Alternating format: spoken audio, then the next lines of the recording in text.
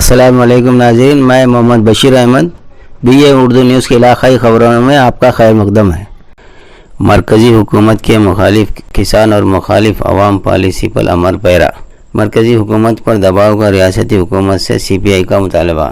CPI Sadashivpet ने आज मरकज़ी हुकूमत की मुखालिफ अवाम मुखालिफ किसान पॉलिसी की मज़म्मत करते हुए CPI ने आज रियासती हुकूमत से मुतालबा किया कि वो मुखालिफ किसान और मुखालिफ अवाम से बाज आ जाए, जबकि हुकूमत और इस अवाम के ख़िलाफ़ ज़ालिमाना रवैये इख्तियार किए गए हैं। CPI general secretary mister Tajuddin ने कहा कि इंटरनेशनल सतह पर मुल्क में डीजल और पेट्रोल की कीमतें आम आदमियों के खरीद इस्तेमाल से बाहर है। सेक्रेटरी CPI ताजुद्दीन ने मरकज़ी CPI कमेटी की अपील पर आज एहतजाजी रैली निकालते हुए मरकज़ी हुकूमत के मुखालिफ अवाम और मुखालिफ किसान पॉलिसी की मज़म्मत करते हुए मरकज़ी हुकूमत का अलामती पुतला नज़र आतिश कर दिया गया।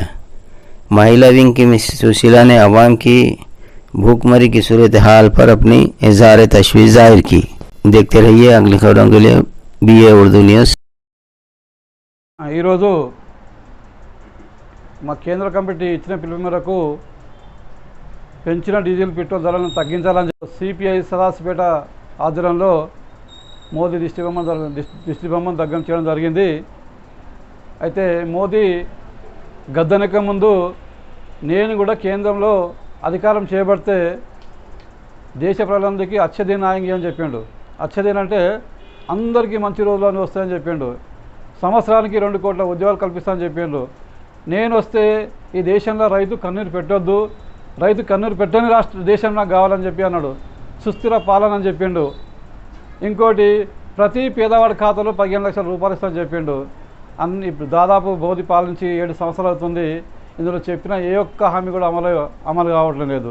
రెండోది 2014లో మన్మోహన్ సింగ్ ప్రధానిగా ఉన్నప్పుడు అంతర్జాతీయ మార్కెట్లో బ్యారెల్ ధర 156 రూపాయలు ఉంటే ఆ రోజు మన దేశంలో పెట్రోల్ ధర 68 రూపాయలు ఉండే. ఈరోజు అంటే 2021లో అంతర్జాతీయ మార్కెట్లో బ్యారెల్ చమురు ధర కేవలం 58 రూపాయలు ఉన్నది. అంటే ఇక్కడ మాత్రం 100 రూపాయలు దాటింది. అంటే చూసుకోవచ్చు మోదీ మన దేశం మీద దేశ ప్రజల మీద ఎంత ప్రేమ ఉందో. అంటే దాదాపు 38 నుంచి 40 రూపాయలకు 1 లీటర్ పెట్రోల్ అమ్మొచ్చు మనం. అయితే ఇక్కడ 100 రూపాయలు అమ్ముతుందంటే దాదాపు 60 రూపాయలు. కేంద్ర రాష్ట్ర ప్రభుత్వాలు కలిసి సుంకం పేరుతోటి ఈరోజు నిలువ దోపిడీ చేస్తున్నాయి. ఈరోజు అచ్చదిన ఎట్లా వస్తాయి?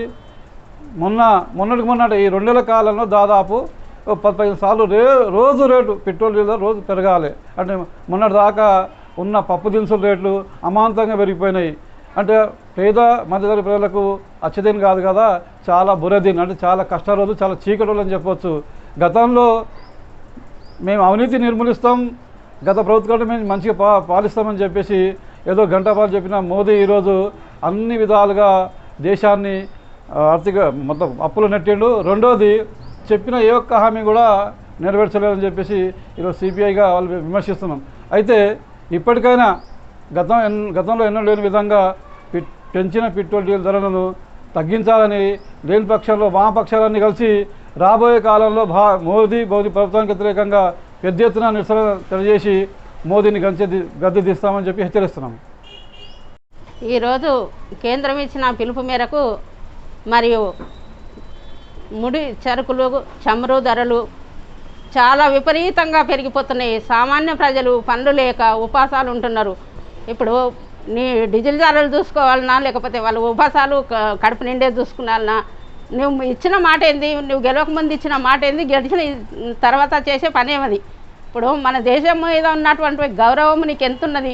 మన దేశాన్న ఆక్సిజన్ తీసుకుపోయి వేరే దేశానికి పంపించి కరోనా పేషెంట్లను లెక్క చూపకుండా అన్యాయంగా మింగేస్తున్నావు. ఎంతవరకు సమంజసం అని చెప్పేసి పెరిగిన నిత్యావసర ధరలు వాళ్ళు కొనలేక తినలేక చేస్తున్నారు.